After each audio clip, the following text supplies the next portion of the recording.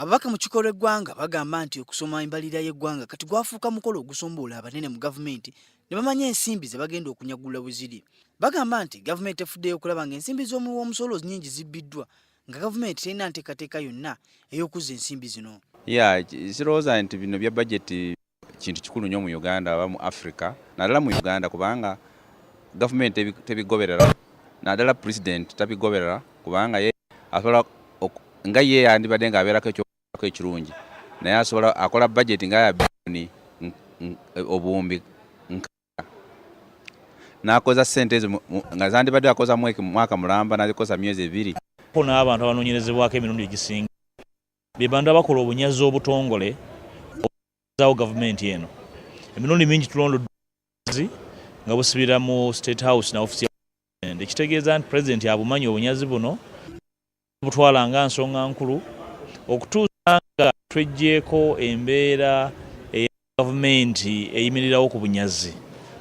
Okulwanyisa bali banguzi bano ndowooza kyekikweko ng'obunene nti tusobola okulwanyisa obulyake wansi wa bannaffe bano ebimu ku bitongole ebikulu mu gavumenti eno.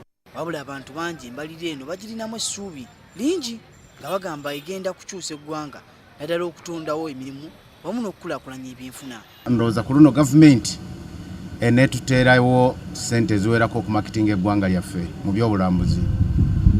Tuli mu Uganda Hotel Association twainvestinga naye okumaketinga eggwanga ku byobulambuzi byetaaga ggwanga lyennyini lye limaketinga kubanga abantu bangi abafunamu.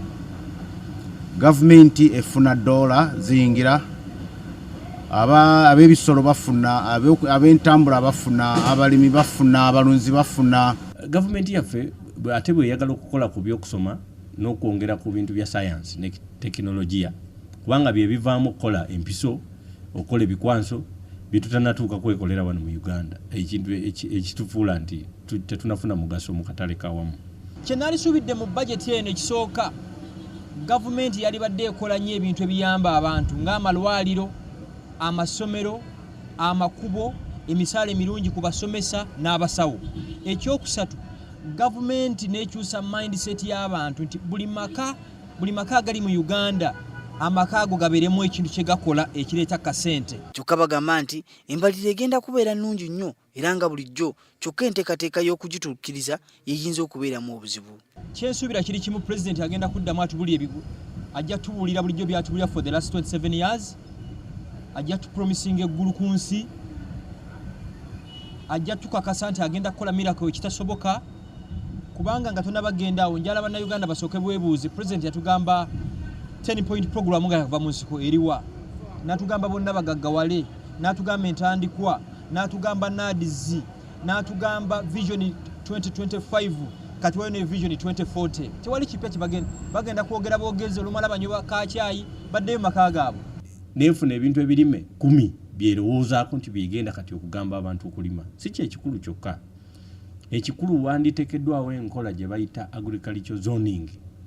Edda ye yakulaakulanyanga ebyenfuna. Olunaku lw'enkya Olunaazibira nga minisita w'ebyensimbi n'okuteekerekerekera eggwanga Maria Kiwanuka amaze okutegeeza eggwanga enteekateeka empya gavumenti gy'erina eri bannayuganda.